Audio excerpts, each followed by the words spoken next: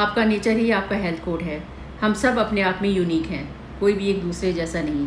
किसी को गुस्सा बहुत जल्दी आता है तो कोई शांत बहुत है, कोई इमोशनल तो कोई प्रैक्टिकल बहुत है, कोई एंथुजियास्टिक एनर्जेटिक तो कोई स्लो बट स्टडी है। आयुर्वेदा के अनुसार ये ट्रेड्स ही हमारी प्रकृति डिफाइन करते हैं। तो आज इस वीडियो में हम ये जानने की कोशिश करेंगे कि वात, पित्त और कफ तीनों प्रकृति के यूनिक ट्रेड्स या लक्षण क्या क्या हैं। पहली है वात प्रकृति, जिसके मेन एलिमेंट्स हैं वायु और आकाश, मतलब एयर एंड स्पेस। इस प्रकृति के लोग ज़्यादातर देखने में लंबे और पतले होते हैं। इसके अलावा ये क्रिएटिव और यूनिक थिंकर होते हैं। मेन पर्सनैलिटी ट्रेड्स ऑफ वात प्रकृति, ये लोग ओवर एक्टिव और एक्सप्रेसिव होते हैं, हमेशा नया कुछ करना चाहते हैं, जिसकी वजह से कभी कभी इनको एंग्जाइटी, स्ट्रेस और रेस्टलेसनेस भी होती है।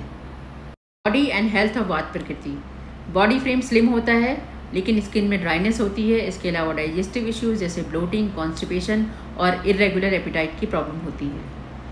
ठंडी चीज़ें इनको नुकसान कर सकती हैं, इसलिए इनको अपनी डाइट में हमेशा गर्म और नरिशिंग फूड ही रखना चाहिए, जो इनके डाइजेशन के लिए और स्किन के लिए भी बहुत ही अच्छा रहता है, जैसे घी, सूप या खिचड़ी।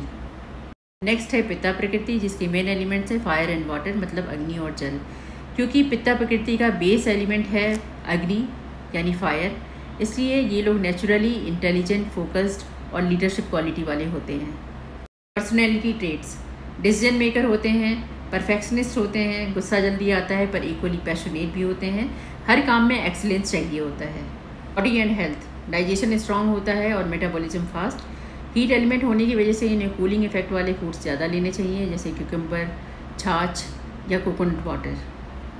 गरम मसाले या स्पाइसी फूड इनके लिए अच्छे नहीं होते हैं, इसलिए इनको ये अवॉइड करना चाहिए।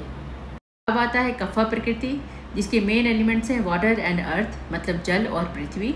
इस प्रकृति के लोग ज़्यादातर काम, ग्राउंडेड और डिपेंडेबल होते हैं। बॉडी एंड हेल्थ, क्योंकि इनका मेटाबॉलिज्म स्लो होता है, वेट गेन ईजिली होता है, इसलिए इनको अपने फूड में हमेशा स्पाइसी, लाइट और वार्म फूड ही शामिल करने चाहिए, जैसे जिंजर टी, वार्म सूप या sprouts. Cold and sweet foods इनको अवॉइड करना चाहिए। सबके अंदर इन तीनों प्रकृतियों का ही कॉम्बिनेशन होता है, लेकिन किसी एक प्रकृति का इफेक्ट ज़्यादा होता है, जो हमारी डोमिनेटिंग प्रकृति होती है।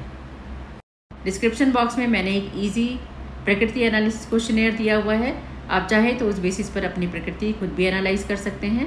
मेरे अपकमिंग वीडियोज़ में हम और डिटेल में बात करेंगे प्रकृति के हिसाब से क्या डाइट प्लान होना चाहिए और क्या लाइफ स्टाइल।